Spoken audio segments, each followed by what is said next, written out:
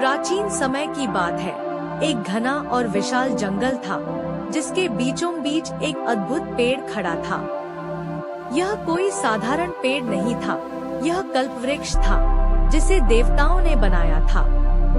इसकी शाखाएं आसमान को छूती थी और इसकी जड़ें धरती की गहराई तक फैली थी।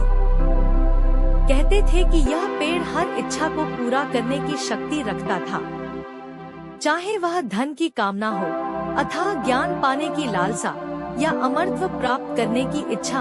कल्पवृक्ष हर मनोकामना को पूरा कर देता था।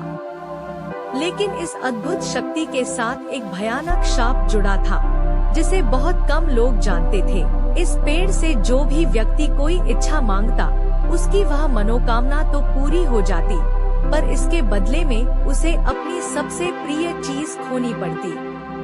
यह चीज उसे तब पता चलती जब बहुत देर हो चुकी होती। लोग अपनी इच्छाओं में अंधे होकर इस वृक्ष से अपनी मांग पूरी कराते और उसके बाद उन्हें अपने जीवन की सबसे बड़ी समस्या का सामना करना पड़ता।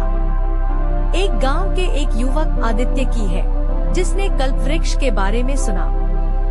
उसकी माँ बहुत बीमार थी और उसके पास उसे बचाने का कोई उपाय नहीं था। उसने सोचा, अगर कल्पवृक्ष से अपनी माँ के जीवन की कामना करूं, तो वह बच जाएगी। यह सोचकर वह पेड़ के पास पहुंचा। रात के समय पेड़ एक अजीब तरह की रोशनी में डूबा हुआ था, मानो उसके अंदर कोई अलौकिक शक्ति जाग गई हो। आदित्य ने पेड़ के सामने अपनी माँ के जीवन की कामना की।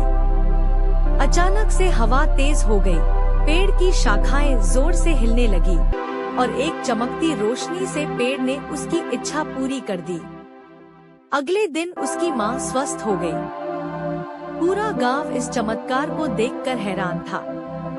लेकिन कुछ दिनों बाद आदित्य के छोटे भाई का रहस्यमय तरीके से निधन हो गया। आदित्य को तब समझ आया कि यह कल्पवृक्ष का शाप था। उसने अपनी माँ का जीवन तो बचा लिया, लेकिन बदले में अपने भाई को खो दिया।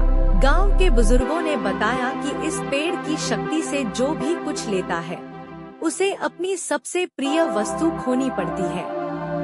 आदित्य को गहरा पछतावा हुआ, लेकिन अब कुछ नहीं किया जा सकता था। इस पेड़ की यही सबसे बड़ी शराब था। लोग अपनी इच्छाओं में अंधे होकर उसकी शक्तियों का दुरुपयोग करते, लेकिन अंत में हमेशा कोई न कोई प्रिय वस्तु खो बैठते। इस पेड़ की असल परीक्षा यही थी कि क्या मनुष्य अपने लालच पर काबू पा सकता है, या फिर उसकी इच्छाएं